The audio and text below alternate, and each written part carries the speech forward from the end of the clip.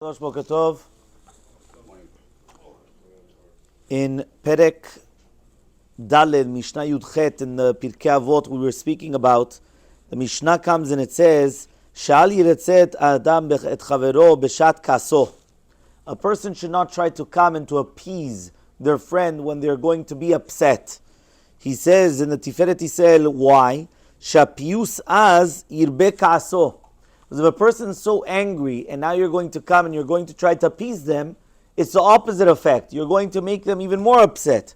And the Yavet says it's a mashal ma'adavar domeh lepechama boer arbe umatlim bo mayim. He says, imagine right now, what is this compared to? If you've got coals which are on, they're very, very hard, right? They're on fire. And then what you do is you come and you start putting water. What happens? He says, mitchazek yoter, it becomes even stronger.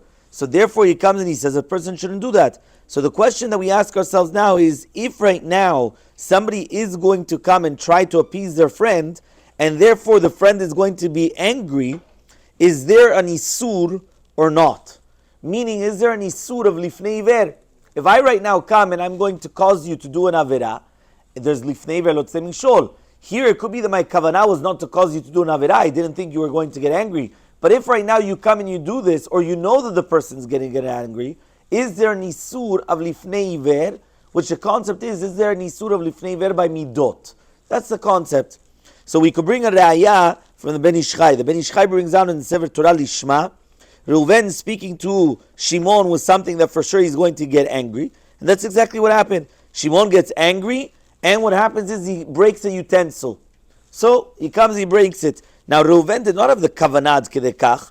He just had to speak to him something which has to do whether it's with him, right, or for other people, right? He knew beforehand that he was going to get angry, but he didn't know right now that he's going to come and start breaking things or getting ad kedekach angry. He thought, okay, fine. Obviously, certain topics, they might touch sensitive parts. He might get upset, but not ad kedekach. So what's going to happen? Is there an isur of Lifne Iver, right, or not? Lifne Iver is putting a stumbling block.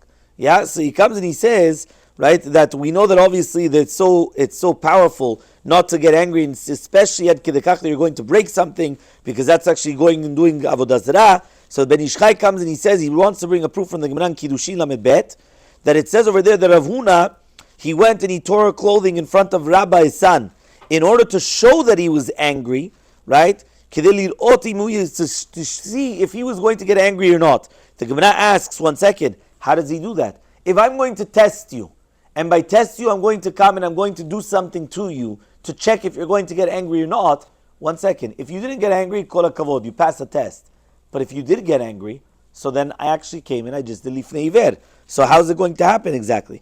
So Rashi there comes and he says, Shekevan shemichas yitechen shema le'aviv devar ma bekaso, v'nimtza over mishum kibud avahem, al ken yesh b'ze Lifne Iver, u'muchrach shemishum hakas levado en yisu Lifne Iver. So comes the Ben Ish Chai and he says, the fact that the father purposely broke or he tore something in front of the son, that knowing he wanted to test the son, is he going to get angry or not going to get angry? So now I want to say, if he doesn't get angry, kol hakavod, the son passed the test. But if he does get angry, now that's it. So therefore, the father was testing the son. But if he does that, it's Lifne Iver. He's putting a stumbling block in front of him. Says the Ben Ish Chai, the proof that he did this, that Rav Huna did this to his son, is a proof that on the anger, there's no Lifne Iver. Which means there's no Lifne Iver, there's no stumbling blocks in Midot. Stumbling block means I'm going to cause you to do an avera.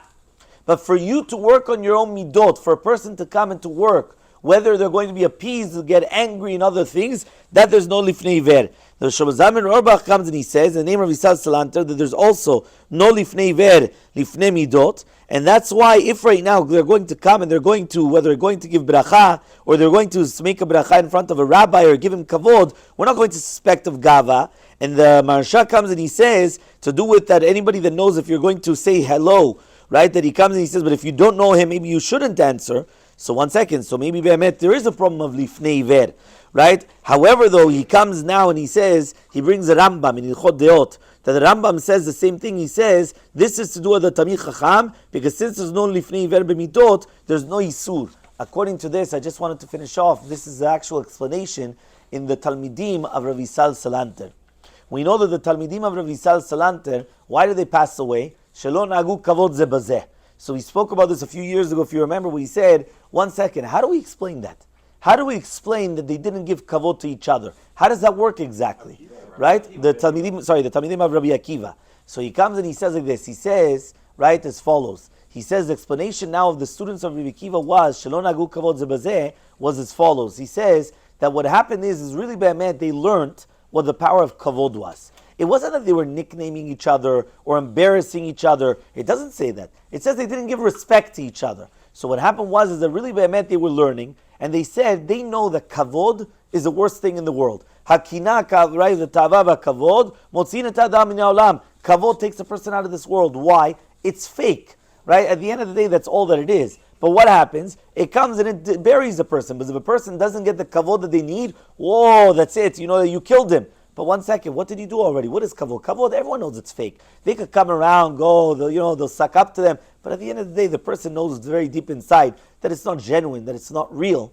So what happened? They all thought, 1 second, if we hate kavod so much and we have to distance ourselves from kavod, so therefore, why would I give kavod to my friend? At the end of the day, I'm just going to come and I'm going to do a stumbling block to him. Just like I can't come and I'm not going to do something to do a stumbling block, so too. So therefore, what did they do? They didn't give kavod to each other. What happened? They all passed away. Why did they pass away? Says Avisal Salanter, because since there's no Lifne Iver Midot, my obligation is to give you kavod. What you're going to do with that kavod, that's not my problem. I have to come and I have to respect every single human being. So part of that respect of every single human being means I have to give them the kavod, I have to make them feel good. Now what's going to happen to them afterwards, if they're going to become haughty, or if they're going to get all the rest, that's not my problem. There's no Lifne Iver in Midot. And therefore, since there's no stumbling block in Midot, that's why they were punished. There's an incredible yesod, because now we actually understand the students of Rabbi Akiva. At the end of the day, it wasn't like Bechavana they came, they started not treating each other with... They Bechavana didn't give each other respect for a purpose. And the purpose was they didn't want to be a stumbling block to each other. However, though, now that we just learned the halacha, that there's no concept of Lifne Iver by Midot, there's no concept of stumbling block by Midot, now we're obligated to give it. Even though it could be that you might become all of a sudden now with your nose up in the air, or haughty, or other things, that's not my problem. My problem is, I have to come and I have to give the respect to every single person, and then after that, what happens, that's not already my problem after that.